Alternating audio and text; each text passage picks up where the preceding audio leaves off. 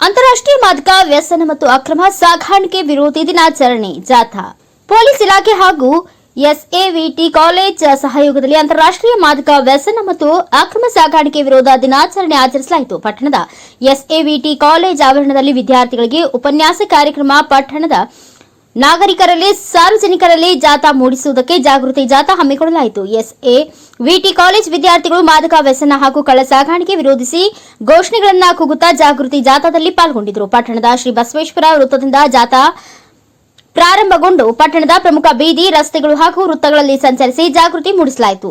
ಜಾಗೃತಿ ಜಾಥಾಗೆ ಚಾಲನೆ ನೀಡಿದ ಡಿವೈಎಸ್ಪಿ ಮಲ್ಲೇಶಪ್ಪ ಮಲ್ಲಾಪುರ್ ಮಾತನಾಡಿದರು. ಮಾದಕ ದ್ರವ್ಯದಿಂದ ಮುಕ್ತವಾದ ಸುಸ್ಥಿರ ಸಮಾಜ ನಿರ್ಮಾಣದ ಉದ್ದೇಶದಿಂದ ಪ್ರತಿ ಜೂನ್ 26ರಂದು ಅಂತಾರಾಷ್ಟ್ರೀಯ ಡ್ರಗ್ಸ್ ದುರುಪಯೋಗ ವಿರೋಧಿ ದಿನ ಅಥವಾ ಡ್ರಗ್ಸ್ ದುರುಪಯೋಗ ಮತ್ತು ಅಕ್ರಮ ಸಾಗಾಣಿಕೆ ವಿರೋಧಿ ದಿನವನ್ನಾಗಿ ಆಚರಿಸಲಾಗುತ್ತದೆ. ಮಾದಕ ವಸ್ತುಗಳು ಸಮಾಜಕ್ಕೆ, ನಾಡಿಗೆ ಅಷ್ಟೇ ಅಲ್ಲ ದೇಶಕ್ಕೆ ಮಾರಕವಾಗಿದ್ದು, ಮಾದಕ ದ್ರವ್ಯ ಸೇವನೆ ತಡೆಗಟ್ಟುವಿಕೆಗಾಗಿ ಸರ್ಕಾರ ವಿವಿಧ ಕಾರ್ಯಕ್ರಮಗಳನ್ನು ಜಾರಿಗೆ ತಂದಿದೆ ಎಂದರು. ಗಾಂಜಾ, ಅಫೀಮು ಬಳಕೆಗೆ ಸರ್ಕಾರ ನಿಷೇಧ ಹೇರಿದೆ.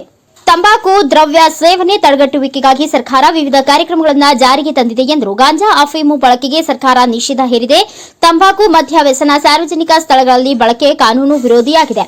ಯುವ ಪೀಳಿಗೆ ಚಟುವಟಿಕೆಗಳಿಗೆ ದಾಸರಾಗುತ್ತಿದ್ದು, ಅದು ಸಾಮಾಜಿಕ ಪಿಡುಗಾಗಿ ಕಾಡುತ್ತಿದೆ. ಪೋಷಕರು ತಮ್ಮ ಮಕ್ಕಳ ಚಟುವಟಿಕೆಗಳ ಮೇಲೆ ನಿಗಾ ವಹಿಸಬೇಕು ಇದೆ ಎಂದರು. ವಿದ್ಯಾರ್ಥಿಗಳು, ಯುವಕರು ತಾತ್ಕಾಲಿಕವಾಗಿ ಆನಂದ ನೀಡುವ ಮಾದಕ ದ್ರವ್ಯ ವಸ್ತುಗಳ ಅವಲಂಬನೆಗಾಗಿ ಒಳಗಾಗುವುದನ್ನು ಹೆಚ್ಚಾಗಿ ಕಾಣುತ್ತಿದ್ದೇವೆ. ವ್ಯಸನಿಗಳ ಸಹವಾಸ, ಸ್ನೇಹಿತರ ಒತ್ತಾಯ, ದೈಹಿಕ ಮಾನಸಿಕ ಒತ್ತಡ ಕಡಿಮೆ ಮಾಡಿಕೊಡಲು ಹೀಗೆ ಅನೇಕ ಕಾರಣಗಳಿಗಾಗಿ ಜನರು ಮಾದಕ ವ್ಯಸನಿಗಳಿಗೆ ದಾಸರಾಗುತ್ತಿದ್ದಾರೆ. ಇದರಿಂದ ಸಾಮಾಜಿಕ, ಆರ್ಥಿಕ ಮಾತ್ರವಲ್ಲ ಆರೋಗ್ಯದಲ್ಲಿಯೂ ನಷ್ಟಕ್ಕೀಡಾಗುತ್ತಿದ್ದಾರೆ. ಹಲವಾರು ಕಾನೂನು ಬಾಹಿರ ಚಟುವಟಿಕೆಗೆ, ಅಪರಾಧಗಳಲ್ಲೂ ಭಾಗಿಯಾಗುವ ಸಾಧ್ಯತೆ ಹೆಚ್ಚಿರುತ್ತದೆ.